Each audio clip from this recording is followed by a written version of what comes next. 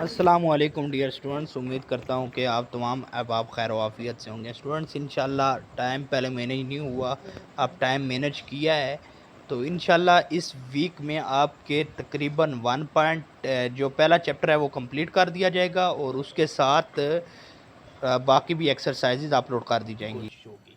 तो बस आज हमारा क्वेश्चन नंबर 6 था, 1.4 एक्सरसाइज क्वेश्चन नंबर 6 था हमारा। तो इसमें हमें पूछा गया है कि if a equal to -2 and b equal to 2 है तो फाइंड करना है द वैल्यू ऑफ ए, यानी फाइंड हमने करना है क्या, ए की पावर बी प्लस बी की पावर ए फाइंड करना है। और दूसरा इसी की दूसरी जुज दी हुई है कि आपने ये चीज़ मालूम करनी है। सबसे पहले हम लिखते हैं कि हमारे पास फर्स्ट है ए की पावर बी प्लस बी की पावर ए है, तो हमारा सोल्यूशन क्या होगा।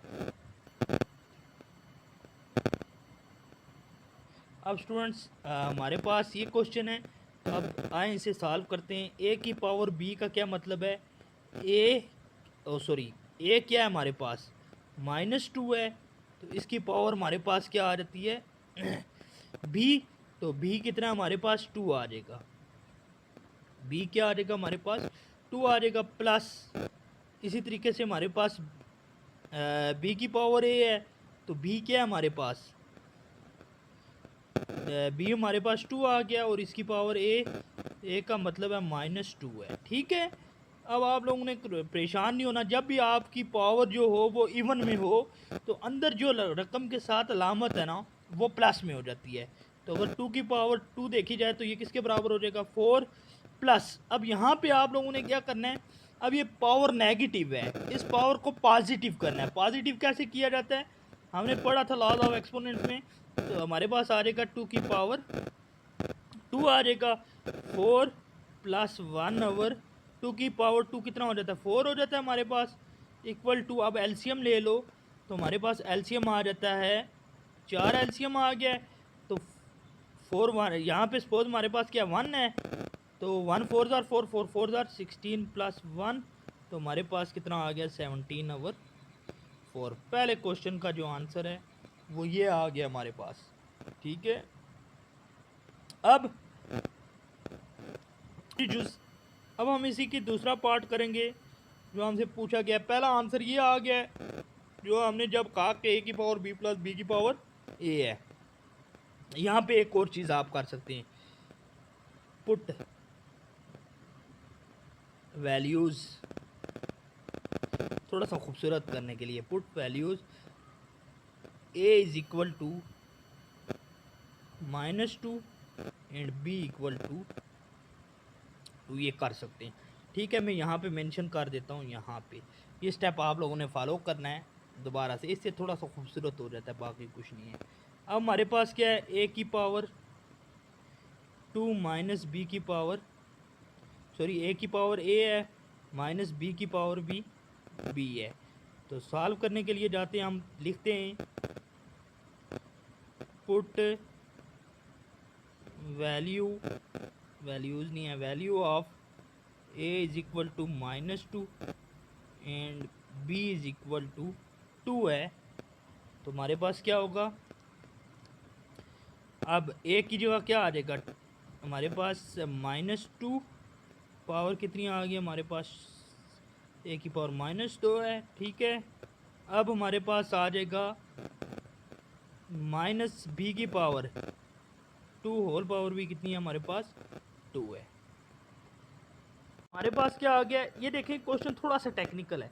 जैसे हम पहले क्वेश्चन में हमने बेस हमारी क्या पावर जो थी वो माइनस में थी, अब यहाँ पे भी माइनस में है। ये नहीं करना शुरू कर देना कि इसको इसके साथ मल्टीप्लाई करना है, ये बेवकूफ़ी नहीं करनी है। हम इसको पॉजिटिव करने के लिए -2 की पावर हमारे पास 2 हो जाएगी और माइनस ये आ जाएगा 2 की पावर 2 कितना हो जाता है हमारे पास 4 हो जाता है, इक्वल टू हमारे पास क्या आ जाता है 1 ओवर। अब मैंने कहा था आपको कि जब भी बेस हमारी इवन नंबर होगी, इवन नंबर कौन से होते हैं 2 4 6 इवन नंबर।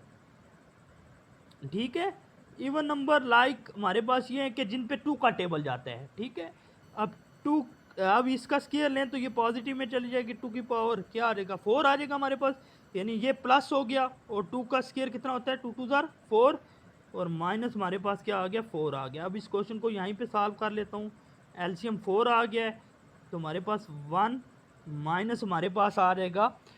अब यहाँ पे देखिए एलसीएम 4 है, सपोज दैट यहाँ पे हमारे पास क्या है 1 है तो हमारे पास क्या आ जाएगा 1 4 ज़ार 4 4 4 ज़ार 16 इज इक्वल टू हमारे पास आ गया -15/4। तो ये हमारा फाइनल आंसर इस क्वेश्चन का आया है। इस तरीके से पहले हमने सिंपल a की पावर b प्लस b की पावर, हमने सबसे पहले a की पावर b और प्लस b की पावर a सॉल्व किया था। सिंपल क्वेश्चन वैल्यूज पुट, हमने कहा कि put values a is equal to -2 and b is equal to 2। ठीक है, ये आपने फेयर में लिखना है। फिर उसके बाद सारा सॉल्व किया। अब ये नेगेटिव पावर थी, हमने इसे पॉजिटिव किया और उसके बाद स्केल ले लिया, 4 आ गया, एलसीएम ले लिया। एलसीएम लेने के बाद ये हमारा पहले का आंसर है और ये फाइनल हमारा क्या आया दूसरे का आंसर है। ठीक है, अब हमारे पास आ जाता है जी लास्ट क्वेश्चन।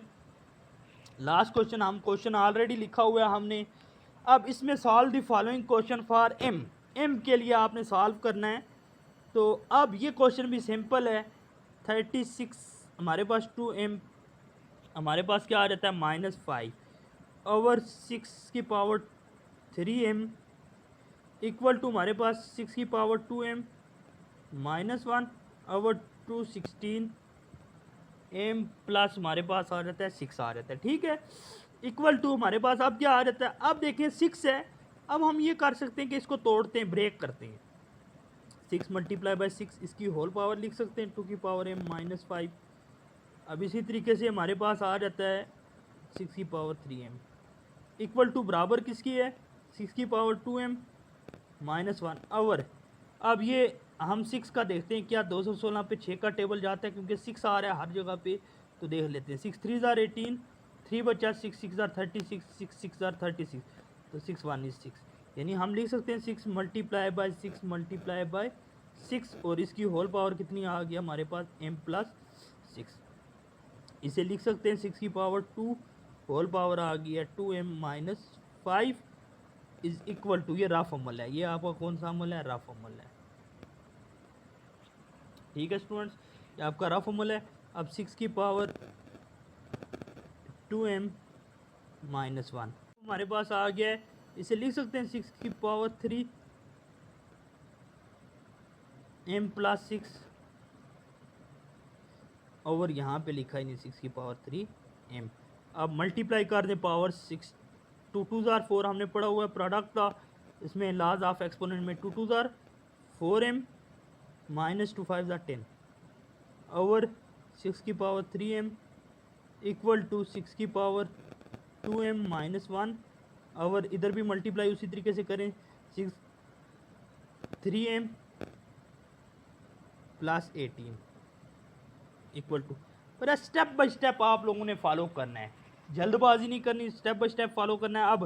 अब देखिए ये मैं भी जल्दबाजी कर गया हूँ, देखा ना। अब ये होती है मैथ में हर एक स्टेप को मेंशन करना पड़ता है, देखना पड़ता है।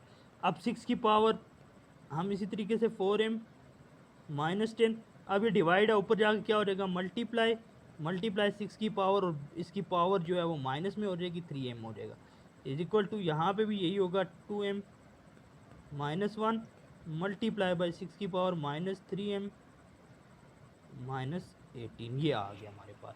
ठीक है, अब हमारा दो स्टेप रहेंगे, base same power add 4m -10 और -3m आ गया हमारे पास इज इक्वल टू 6 ले लिया हमने बाहर, क्योंकि एक बार लिखा जाता है जब भी आपके पास बेस सेम होती है -1 -3m -18, तो हमारे पास क्या आ गया 6। अब देखिए ये इक्वल कभी भी नहीं लिखना, याद रखना है ये इक्वल कभी भी नहीं लिखा जाता, सॉरी, क्योंकि हमारे पास ऑलरेडी इक्वल है दरमियान में, तो इसको लिखने की कोई ज़रूरत नहीं है। आप देखें 4 में से 3 गए तो कितना रह गया, 1m रह गया -10 और ये हमारे पास इक्वल टू यहाँ पे क्या रह गया 6m में से -3m गए तो कितना रह गया 2m में से -3m रह गया -m, और हमारे पास इसी तरीके से क्या रह गया, क्योंकि बड़ी रकम के साथ माइनस था इसलिए माइनस लिखा है, माइनस माइनस माइनस, और ये दो रकमें आपस में ऐड हो जाती हैं 18 और 1 19। अच्छा, यहाँ पे एक एक्सपोनेंट का लगेगा कि सिंस जब भी आपके पास क्या होगा बेसिस सेम होंगी, since the basis are same,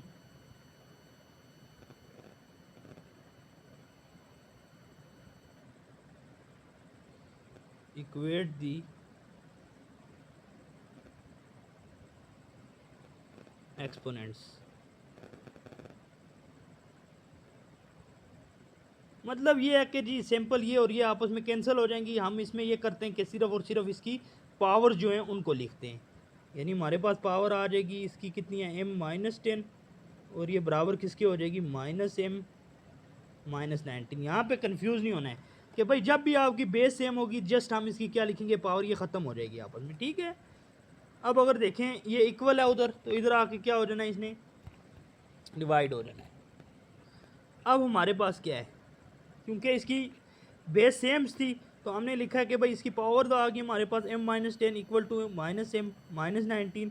अब सॉल्व कर लें तो अब ये इधर अब हम ये कर सकते हैं कि m की वैल्यू निकालनी है हम लोगों ने, क्योंकि m के मतलब पूछा हुआ है हमसे।